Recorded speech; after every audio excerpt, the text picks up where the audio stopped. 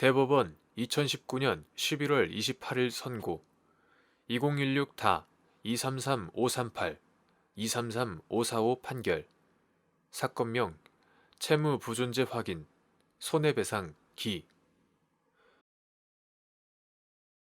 판시사항 1. 적법하게 가동하거나 공용에 제공한 시설로부터 발생하는 유해 배출물로 인하여 제3자가 손해를 입은 경우 위법성을 판단하는 기준. 판결 요지 1.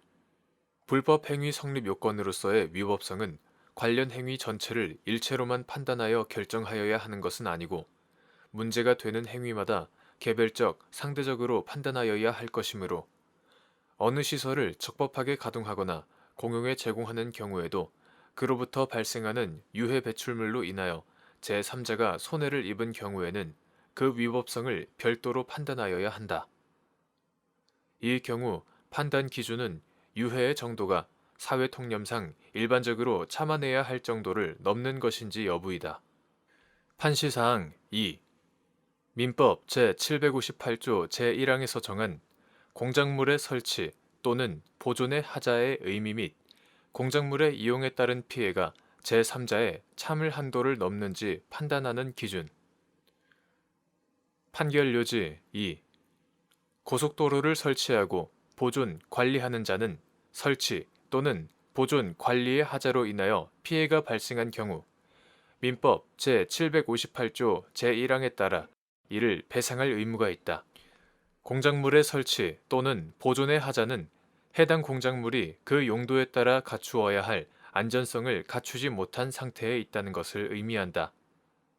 여기에서 안전성을 갖추지 못한 상태, 즉 타인에게 위해를 끼칠 위험성이 있는 상태라 함은 해당 공작물을 구성하는 물적 시설 자체에 물리적, 외형적 결함이 있거나 필요한 물적 시설이 갖추어져 있지 않아 이용자에게 위해를 끼칠 위험성이 있는 경우뿐만 아니라 그 공작물을 본래의 목적 등으로 이용하는 과정에서 일정한 한도를 초과하여 제3자에게 사회통념상 일반적으로 참아내야 할 정도 이하 참을 한도를 넘는 피해를 입히는 경우까지 포함된다. 이 경우 참을 한도를 넘는 피해가 발생하였는지 여부는 구체적으로 피해의 성질과 정도, 피해 이익의 공공성, 가해 행위의 종류와 태양, 가해 행위의 공공성, 가해자의 방지 조치 또는 손해 회피의 가능성, 공법상 규제 기준의 위반 여부, 토지가 있는 지역의 특성과 용도, 토지 이용의 선후 관계 등 모든 사정을 종합적으로 고려하여 판단하여야 한다. 판시사항 3. 공해소송에서 인과관계에 관한 증명 책임의 분배. 판결 요지 3. 일반적으로 불법 행위로 인한 손해배상 청구 사건에서 가해자의 가해 행위, 피해자의 손해 발생, 가해 행위와 피해자의 손해 발생 사이의 인과관계에 관한 증명 책임은 청구자인 피해자가 부담한다. 다만 대기 오염이나 수질 오염 등에 의한 공해로 인한 손해배상을 청구하는 소송에서 피해자에게 사실적인 인과관계의 존재에 관하여 과학적으로 엄밀한 증명을 요구하는 것은 공해로 인한 사법적 구제를 사실상 거부하는 결과가 될 수 있는 반면에 기술적, 경제적으로 피해자보다는 가해자에 의한 원인 조사가 훨씬 용이한 경우가 많을 뿐만 아니라 가해자는 손해 발생의 원인을 은폐할 염려가 있기 때문에 가해자가 어떤 유해한 원인 물질을 배출하고 그것이 피해 물건에 도달하여 손해가 발생하였다면 가해자 측에서 그것이 무해하다는 것을 증명하지 못하는 한 가해 행위와 피해자의 손해 발생 사이의 인과관계를 인정할 수 있다. 그러나 이 경우에 있어서도 적어도 가해자가 어떤 유해한 원인 물질을 배출한 사실, 그 유해의 정도가 사회통념상 일반적으로 참아내야 할 정도를 넘는다는 사실, 그것이 피해 물건에 도달한 사실, 그 후 피해자에게 손해가 발생한 사실에 관한 증명 책임은 피해자가 여전히 부담한다. 판시사항 4. 고속도로에 인접한 과수원의 운영자인 갑이 과수원에 식재된 과수나무 중 고속도로에 접한 일렬과 이열에 식재된 과수나무의 생장과 결실이 다른 곳에 식재된 과수나무에 비해 현격하게 부진하자 과수원의 과수가 고사하는 등의 피해는 고속도로에서 발생하는 매연과 한국도로공사의 제설제 사용 등으로 인한 것이라고 주장하며 한국도로공사를 상대로 손해배상을 구한 사안에서 한국도로공사가 설치 관리하는 고속도로에서 발생한 매연과 한국도로공사가 살포한 제설제의 염화물 성분 등이 갑이 운영하는 과수원에 도달함으로써 과수가 고사하거나 성장과 결실이 부족하고 상품 판매율이 떨어지는 피해가 발생하였을 뿐만 아니라 이는 통상의 참을 한도를 넘는 것이어서 위법성이 인정된다고 보아 한국도로공사의 손해배상 책임을 인정한 사례. 판결 요지 4.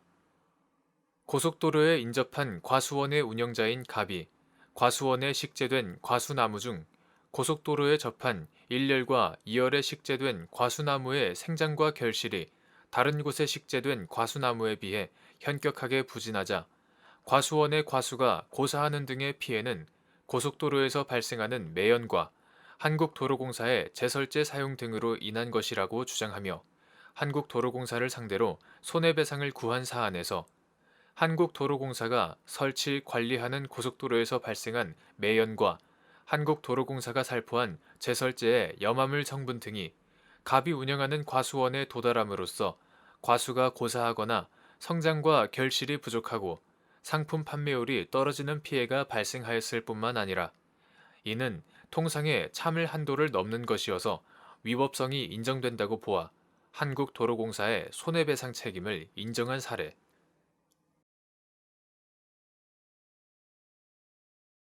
대법원 2019년 11월 28일 선고 2017다 14895 판결 사건명 손해배상 기 판시사항 1. 민법 제758조 제1항에서 정한 공작물의 설치, 보존상의 하자의 의미 및 그 존부를 판단하는 기준과 방법. 판결 요지 1. 민법 제758조 제1항은 공작물의 설치 또는 보존상의 하자로 인하여 타인에게 손해를 가한 때에는 공작물 점유자가 손해를 배상할 책임이 있다. 그러나 점유자가 손해의 방지에 필요한 주의를 해태하지 아니한 때에는 그 소유자가 손해를 배상할 책임이 있다라고 규정하고 있다. 위 규정의 입법 취지는 공작물의 관리자는 위험의 방지에 필요한 주의를 다하여야 하고 만일에 위험이 현실화하여 손해가 발생한 경우에는 그들에게 배상 책임을 부담시키는 것이 공평하다는 데 있다. 따라서 공작물의 설치, 보존상의 하자란 공작물이 그 용도에 따라 통상 갖추어야 할 안전성을 갖추지 못한 상태에 있음을 말하고 위와 같은 안전성의 구비 여부를 판단할 때에는 공작물을 설치, 보존하는 자가 그 공작물의 위험성에 비례하여 사회통념상 일반적으로 요구되는 정도로 위험 방지 조치를 다하였는지 여부를 기준으로 판단하여야 한다. 하자의 존재에 관한 증명 책임은 피해자에게 있으나 일단 하자가 있음이 인정되고 그 하자가 사고의 공동 원인이 되는 이상 그 사고가 위와 같은 하자가 없었더라도 불가피한 것이었다는 점이 공작물의 소유자나 점유자에 의하여 증명되지 않는다면 그 손해는 공작물의 설치 또는 보존의 하자에 의하여 발생한 것으로 해석함이 타당하다. 이 경우 하자 여부를 판단할 때에는 위험의 현실화 가능성의 정도, 위험이 현실화하여 사고가 발생하였을 때 침해되는 법익의 중대성과 피해의 정도, 사고 방지를 위한 사전 조치에 드는 비용이나 위험 방지 조치를 함으로써 희생되는 이익 등을 종합적으로 고려하여야 한다. 이러한 법리는 불합리한 손해의 위험을 최소화하기 위한 조치로서 위험으로 인한 손해를 위험을 회피하기 위한 부담과 비교할 것을 요구한다는 측면에서 법경제학에서의 비용, 편익 분석임과 동시에 균형 접근법에 해당한다. 법관이 법을 만들어 나가는 속성을 지닌 불법행위법에서 법관이 수행해야 할 균형 설정의 역할이 중요함에도 불구하고 이러한 균형 설정은 구체적 사안과의 관련성 속에서 비로소 실질적인 내용을 가지는 것이므로 미리 세세한 기준을 작성하여 제시하기는 어려운 것이 현실이다. 이때는 이른바 핸드룰을 참고하여 사고 방지를 위한 사전 조치를 하는데 드는 비용 B와 사고가 발생할 확률 P 및 사고가 발생할 경우 피해의 정도 L을 살펴 B가 P와 L보다 작은 경우에는 공작물의 위험성에 비하여 사회 통념상 요구되는 위험 방지 조치를 다하지 않은 것으로 보아 공작물의 점유자에게 불법 행위 책임을 인정하는 접근 방식도 고려할 수 있다. 판시사항 2. 지방공기업인 갑공단이 관리 운영하는 수영장은 하나의 수영조에 깊이가 다른 성인용 구역과 어린이용 구역이 수면 위에 떠 있는 코스로프만으로 구분되어 함께 설치되어 있고 수신 표시가 체육시설의 설치, 이용에 관한 법률 시행규칙 제8조 별표 4에서 정한 수영조의 벽면이 아니라 수영조의 각 구역 테두리 부분에 되어 있는데 사고 당시 만 6세인 을이 어머니, 병, 누나, 정과 함께 어린이용 구역에서 물놀이를 하고 밖으로 나와 쉰 다음 다시 물놀이를 하기 위해 혼자서 수영조 쪽으로 뛰어갔다가 튜브 없이 성인용 구역에 빠져 의식을 잃은 채 발견되는 사고로 무산소성 뇌 손상을 입어 사지마비, 양한 실명 등의 상태에 이르자 을, 병, 정 및 아버지 무가 갑 공단을 상대로 수영장에 설치 보존상 하자가 있다고 주장하면서 민법 제758조 제1항에 따른 손해배상을 구한 사안에서 위 수영장에는 성인용 구역과 어린이용 구역을 동일한 수영조에 두었다는 점과 수신 표시를 제대로 하지 않은 점 등의 하자가 있고 이러한 하자 때문에 위 사고가 발생하였다고 볼 수 있는 이상 각 공단에 책임이 없다고 할 수 없으며 을에 대한 보호 감독 의무를 부담하는 병 등의 주의 의무 위반이 사고 발생의 공동 원인이 되었더라도 이것이 갑 공단에 대하여 수영장의 설치, 보존상 하자로 인한 책임을 인정하는 데 장애가 되지 않는데도 이와 달리 보아 을 등의 주장을 배척한 원심 판단에는 공작물 책임에 관한 법리 오해 등의 잘못이 있다고 한 사례. 판결 요지 2. 지방공기업인 갑공단이 관리 운영하는 수영장은 하나의 수영조에 깊이가 다른 성인용 구역과 어린이용 구역이 수면 위에 떠 있는 코스로프만으로 구분되어 함께 설치되어 있고 수신 표시가 체육시설의 설치, 이용에 관한 법률 시행규칙, 이하 체육시설법 시행규칙이라 한다. 제8조 별표 4에서 정한 수영조의 벽면이 아니라 수영조의 각 구역 테두리 부분에 되어 있는데 사고 당시 만 6세인 을이 어머니 병, 누나 정과 함께 어린이용 구역에서 물놀이를 하고 밖으로 나와 쉰 다음 다시 물놀이를 하기 위해 혼자서 수영조 쪽으로 뛰어갔다가 튜브 없이 성인용 구역에 빠져 의식을 잃은 채 발견되는 사고로 무산소성 뇌손상을 입어 사지마비, 양한 실명 등의 상태에 이르자 을, 병, 정 및 아버지 무가 갑 공단을 상대로 수영장에 설치, 보존상 하자가 있다고 주장하면서 민법 제758조 제1항에 따른 손해배상을 구한 사안에서 체육시설의 설치, 이용에 관한 법률상 시설 기준 등 안전 관련 법령을 위반하지 않았다고 하여 공작물이 그 용도에 따라 통상 갖추어야 하는 안전성을 갖추었다고 단정할 수 없는 점, 체육시설 관련 규정의 내용 및 체계를 살펴보면 운동시설인 수영장과 편의시설인 물 미끄럼대, 유아 및 어린이용 수영조는 구분하여 설치하는 것을 전제로 하고 있는 점, 하나의 수영조에 성인용 구역과 어린이용 구역이 함께 있는 경우 수영조가 분리되어 있는 경우보다 어린이가 물에 빠지는 사고가 발생할 가능성이 더 높은 점, 수영장 시설에서 성인용 구역과 어린이용 구역을 분리하지 아니함으로 인하여 어린이가 물에 빠지는 사고가 발생할 가능성과 그와 같은 사고로 인하여 예상되는 피해의 정도를 성인용 구역과 어린이용 구역을 분리하여 설치하는데 추가로 소요되는 비용 내지 이미 설치된 기존 시설을 위와 같이 분리하는 데 소요되는 비용과 비교하면 전자가 훨씬 더 클 것임을 충분히 예상할 수 있는 점, 갑공단이 체육시설법 시행규칙 제8조 별표 4를 위반하여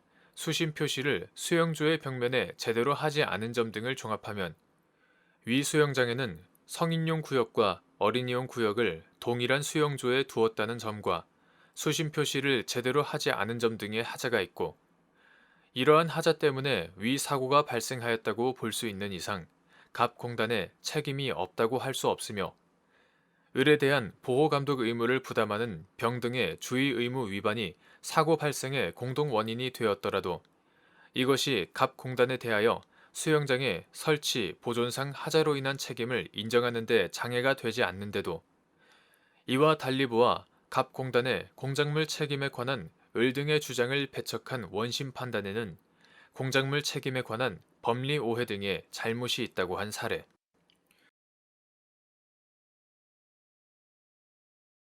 대법원 2019년 11월 28일 선고 2017다 244-12로 판결. 사건명 손해배상 기. 판시사항 1.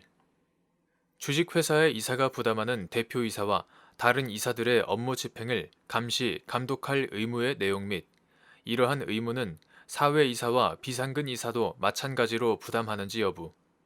적극. 판결 요지 1.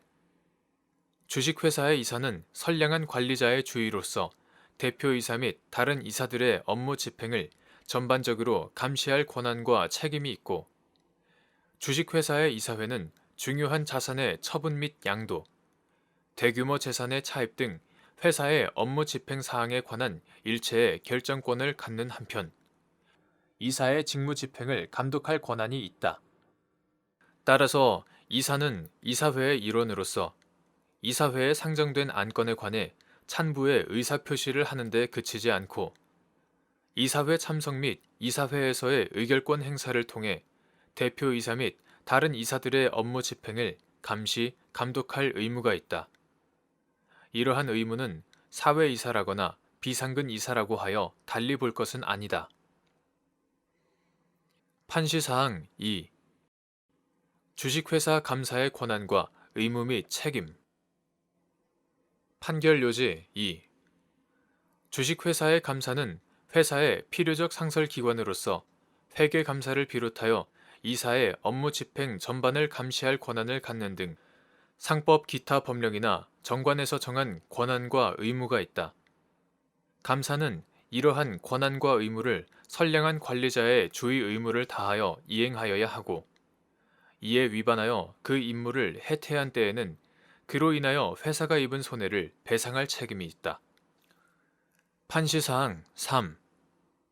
코스닥 시장 상장 회사였던 갑 주식회사가 추진한 유상증자 이후 차명 지분 등을 통해 갑 회사를 포함한 그룹을 지배하며 실질적으로 운영하던 을 및 그의 지휘 아래 그룹 업무를 총괄하던 병 등이 유상증자 대금의 일부를 횡령하자, 갑 회사가 횡령 행위 기간 중 갑 회사의 이사 또는 대표이사 및 감사로 재직하였던 정 등을 상대로 상법 제399조, 제414조 등에 따른 손해배상을 구한 사안에서 정 등은 갑 회사의 이사 및 감사로서 이사회에 출석하고 상법의 규정에 따른 감사 활동을 하는 등 기본적인 직무조차 이행하지 않았고, 을 등의 전횡과 위법한 직무 수행에 관한 감시, 감독 의무를 지속적으로 소홀히 하였으며, 이러한 정 등의 임무 해태와 을 등이 유상증자 대금을 횡령함으로써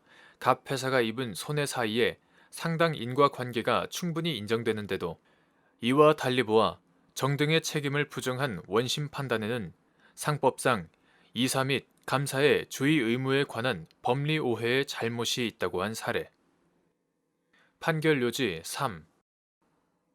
코스닥 시장 상장 회사였던 갑 주식회사가 추진한 유상증자 이후 차명 지분 등을 통해 갑 회사를 포함한 그룹을 지배하며 실질적으로 운영하던 을 및 그의 지휘 아래 그룹 업무를 총괄하던 병 등이 유상증자 대금의 일부를 횡령하자, 갑 회사가 횡령 행위 기간 중 갑 회사의 이사 또는 대표이사 및 감사로 재직하였던 정 등을 상대로 상법 제399조, 제414조 등에 따른 손해배상을 구한 사안에서 정등이 재직하는 기간 동안 한 번도 이사회 소집 통지가 이루어지지 않았고 실제로도 이사회가 개최된 적이 없는데도 갑 회사는 이사회를 통해 주주총회 소집, 재무제표 승인을 비롯하여 위 유상증자 안건까지 결의한 것으로 이사회 회의록을 작성하고 그 내용을 계속하여 공시하였는데 이사회에 참석한 바 없어 그 내용이 허위임을 알았거나 알 수 있었던 정등이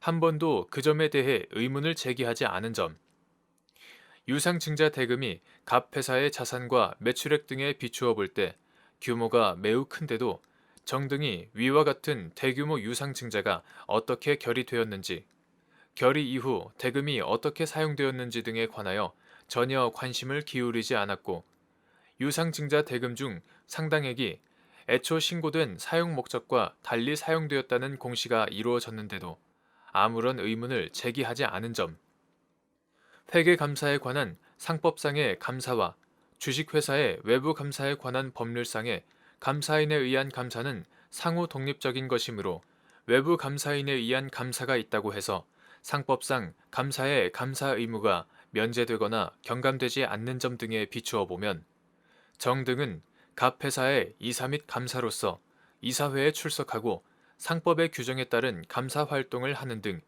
기본적인 직무조차 이행하지 않았고 을 등의 전행과 위법한 직무 수행에 관한 감시, 감독 의무를 지속적으로 소홀히 하였으며 이러한 정등의 임무 해태와 을 등이 유상증자 대금을 횡령함으로써 갑 회사가 입은 손해 사이에 상당 인과관계가 충분히 인정되는데도 이와 달리 보아 정등의 책임을 부정한 원심 판단에는 상법상 이사 및 감사의 주의 의무에 관한 법리 오해의 잘못이 있다고 한 사례. 판시사항 4. 법원이 당사자의 변론 재개 신청을 받아들여 변론을 재개할 의무가 있는 예외적인 경우. 판결요지 4. 당사자가 변론 종결 후 주장 증명을 제출하기 위하여 변론 재개 신청을 한 경우 당사자의 변론 재개 신청을 받아들일지는 원칙적으로 법원의 재량에 속한다. 그러나 변론 재개 신청을 한 당사자가 변론 종결 전에 그에게 책임을 지우기 어려운 사정으로 주장, 증명을 제출할 기회를 제대로 갖지 못하였고 그 주장, 증명의 대상이 판결의 결과를 좌우할 수 있는 핵심적 요증 사실에 해당하는 경우 등과 같이 당사자에게 변론을 제기하여 주장, 증명을 제출할 기회를 주지 않은 채 패소의 판결을 하는 것이 민사소송법이 추구하는 절차적 정의에 반하는 경우에는 법원은 변론을 재개하고 심리를 속행할 의무가 있다. 또한 법원이 사실상 또는 법률상 사항에 관한 성명 의무나 지적 의무 등을 위반한 채 변론을 종결하였는데 당사자가 그에 관한 주장, 증명을 제출하기 위하여 변론 재개 신청을 한 경우 등과 같이 사건의 적정하고 공정한 해결에 영향을 미칠 수 있는 소송 절차상의 위법이 드러난 경우에는 사건을 적정하고 공정하게 심리, 판단할 책무가 있는 법원으로서는 그와 같은 소송 절차상의 위법을 치유하고 그 책무를 다하기 위하여 변론을 재개하고 심리를 속행할 의무가 있다.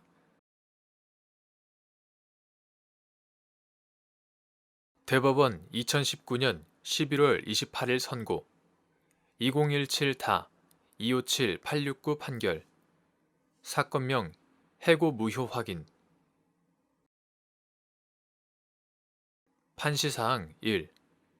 단체 협약 규정의 해석 방법 판결요지 1.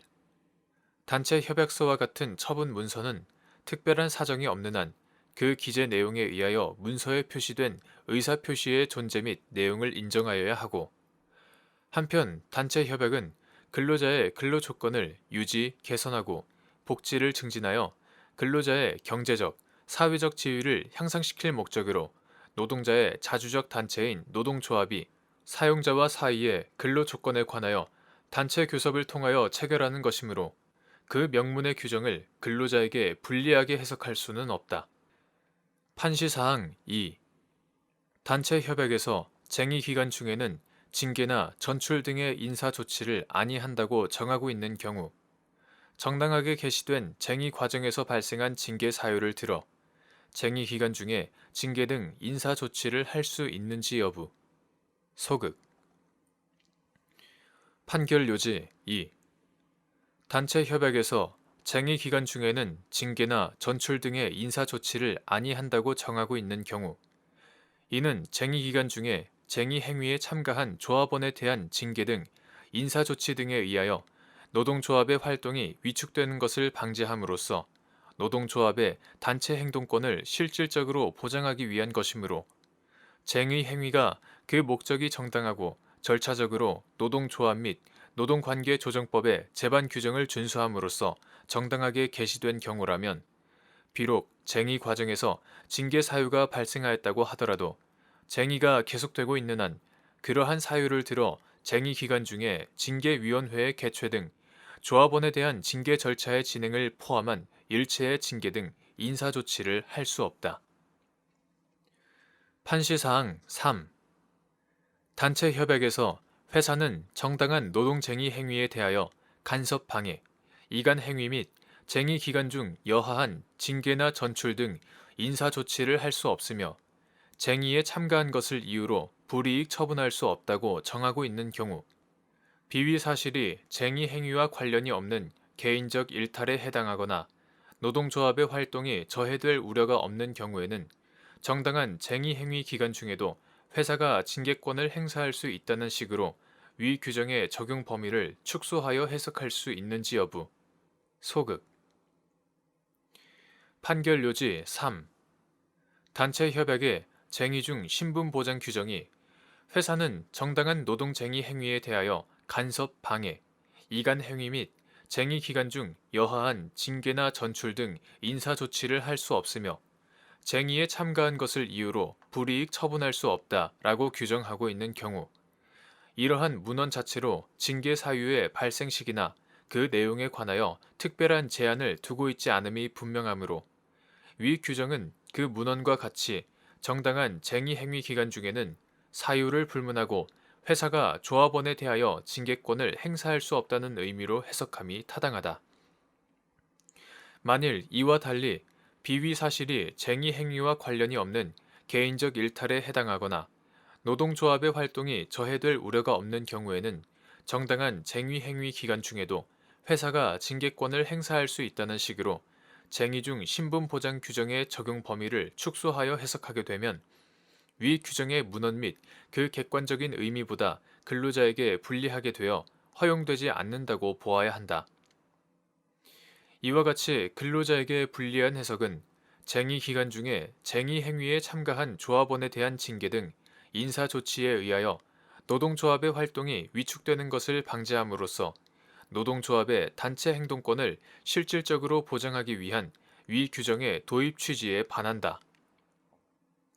사용자인 회사가 근로자를 징계하게 되면 적법성, 정당성 여부를 떠나 그 자체로 노동조합의 활동을 위축시킬 추상적 위험이 있으므로, 정당한 쟁의 행위 기간 중에는 징계 사유의 발생 시기 및 그 내용을 불문하고 일률적으로 징계를 금지하기 위하여 쟁의 중 신분 보장 규정이 도입된 것이지, 각각의 개별적인 징계 사유 내지 징계로 야기되는 구체적인 결과별로 위 규정의 적용 여부를 다르게 취급하라는 취지로는 볼 수 없기 때문이다. 쟁의 중 신분 보장 규정이 앞서 본 취지에 따라 도입된 것임에도 쟁의 행위와 무관하다거나 개인적 일탈이라 하여 징계가 허용된다고 새기게 되면, 사용자인 회사가 개인적 일탈에 해당한다는 명목으로 정당한 쟁의 행위 기간 중에 임의로 징계권을 행사함으로써 노동조합의 단체 행동권을 침해할 우려가 있다. 근로자의 비위 행위가 쟁의 행위와 무관한 개인적 일탈에 불과한 것인지 쟁의 행위와 관련이 있는지를 구분한 것 역시 항상 명확하게 판가름되는 것이 아니어서 근로자는 그만큼 불안정한 지위에 놓이게 된다. 대법원 2019년 11월 28일 선고 2019타 235-566 판결 사건명 소유권 이전 등기 판시사항 1. 주택 건설 사업을 시행하려는 사업 주체가 주택 건설 대지 중 사용할 수 있는 권한을 확보하지 못한 대지의 소유자에게 주택법 제22조에서 정한 매도 청구권을 행사하는 경우 그 매매의 시가의 의미. 판결 요지 1. 주택 건설 사업을 시행하려는 사업 주체는 주택 건설 대지 중 사용할 수 있는 권한을 확보하지 못한 대지의 소유자에게 그 대지를 시가로 매도할 것을 청구할 수 있다. 이때 매도 청구에 관하여는 집합 건물의 소유 및 관리에 관한 법률 제48조를 준용한다. 주택법 제22조. 여기에서 시가는 매도 청구권이 행사된 당시의 객관적 거래 가격으로서 주택 건설 사업이 시행되는 것을 전제로 하여 평가한 가격, 즉 주택 건설로 인하여 발생할 것으로 예상되는 개발 이익이 포함된 가격을 말한다. 판시사항 2. 갑 지역주택조합이 주택법 제22조에 따라 을이 소유한 부정형 토지에 대하여 매도 청구권을 행사하였는데 지목이 국어이고 현황이 도로인 위 토지의 시가 산정 방법이 문제된 사안에서 토지의 지목이 국어이고 현황이 도로일지라도 갑 조합이 추진하는 주택 건설 사업이 시행되면 공동주택 부지의 일부가 되는 이상 시가는 주택 건설 사업이 시행될 것을 전제로 할 경우에 인근 대지 시가와 동일하게 평가해야 하고 다만 형태, 면적 등 획지 조건 등 개별 요인을 고려하여 감액 평가할 수 있을 뿐인데도 이와 달리 본 원심 판단에 법리 오해의 잘못이 있다고 한 사례. 판결 요지 2.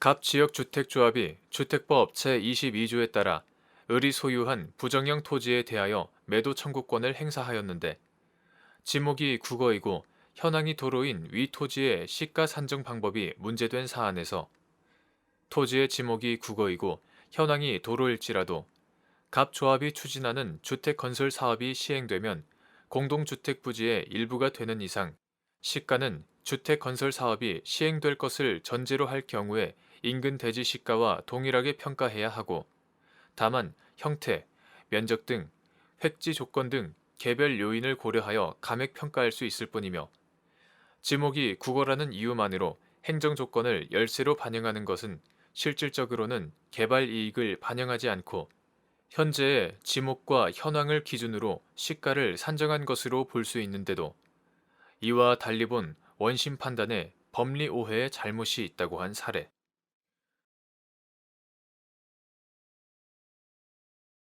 대법원 2019년 11월 28일 선고 2019다 261-084 판결 사건명 임금. 판시사항 1. 사용자가 선택적 복지 제도를 시행하면서 단체 협약, 취업 규칙 등에 근거하여 근로자들에게 계속적, 정기적으로 배정한 복지 포인트가 근로기준법에서 정한 임금 및 통상임금에 해당하는지 여부. 소극. 판결 요지 1. 사용자가 선택적 복지 제도를 시행하면서 직원 전용 온라인 쇼핑 사이트에서 물품을 구매하는 방식 등으로 사용할 수 있는 복지 포인트를 단체 협약, 취업 규칙 등에 근거하여 근로자들에게 계속적, 정기적으로 배정한 경우라고 하더라도 이러한 복지 포인트는 근로기준법에서 말하는 임금에 해당하지 않고 그 결과 통상임금에도 해당하지 않는다. 판시사항 2. 근로기준법에서 정한 통상임금에 산입될 수당을 통상임금에서 제외하기로 하는 노사 간 합의의 효력, 근로기준법에서 정한 기준에 미치지 못하는 근로조건이 포함된 부분에 한하여 무효. 판결 요지 2.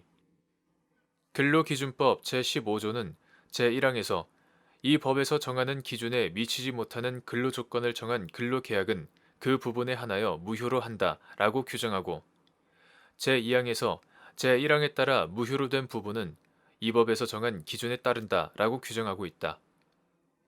위 각 규정은 근로기준법의 목적을 달성하기 위하여 개별적 노사 간의 합의라는 형식을 빌려 근로자로 하여금 근로기준법에서 정한 기준에 미치지 못하는 근로조건을 감수하도록 하는 것을 저지함으로써 근로자에게 실질적으로 최소한의 근로조건을 유지시켜 주기 위한 것이다.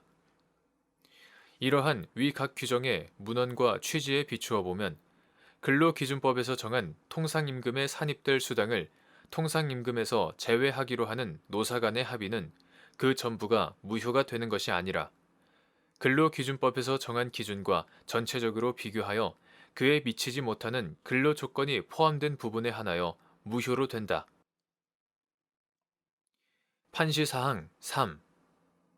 갑 지방자치단체의 단체 협약에 연장노동, 야간노동, 휴일노동이 중복될 때 통상임금의 50%를 각각 가산 지급한다라고 규정하고 있었는데 갑 지방자치단체의 근로자인 을 등이 상여금 등을 통상임금에 포함시킨 다음 단체 협약에서 정한 가산율을 적용하여 산정한 추가 휴일 근로수당 등의 지급을 구한 사안에서 통상임금은 근로기준법이 정한 바에 따르되 가산율은 위 단체 협약 조항에서 정한 바가 그대로 적용된다고 보게 되면 하나의 근로조건에 포함된 여러 가지 요소들을 개별적으로 비교하게 될 뿐만 아니라 근로자에게 가장 유리한 내용을 각 요소별로 취사 선택하는 것을 허용하는 결과가 되어 구근로기준법 제15조의 취지에 위배된다고 한 사례.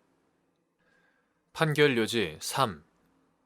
갑 지방자치단체의 단체 협약에 연장노동, 야간노동, 휴일노동이 중복될 때 통상임금의 50%를 각각 가산 지급한다라고 규정하고 있었는데 갑 지방자치단체의 근로자인 을 등이 상여금 등을 통상임금에 포함시킨 다음 단체 협약에서 정한 가산율을 적용하여 산정한 추가 휴일 근로수당 등의 지급을 구한 사안에서 구근로기준법 2018년 3월 20일 법률 제15513호로 개정되기 전의 것 이하 구근로기준법이라고 한다.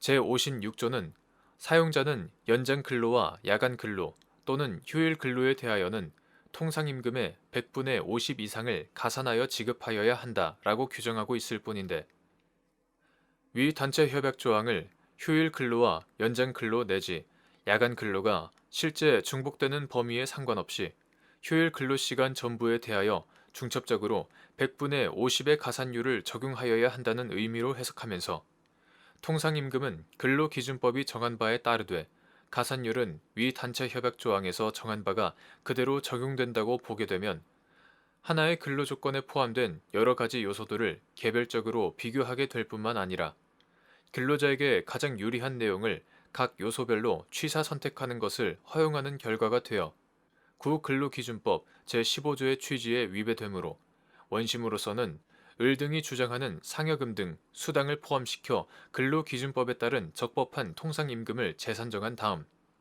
통상임금의 범위뿐 아니라 가산율 역시 근로기준법에서 정한 기준을 적용하였어야 하는데도 이와 달리 본 원심 판단에 법리 오해 등의 잘못이 있다고 한 사례.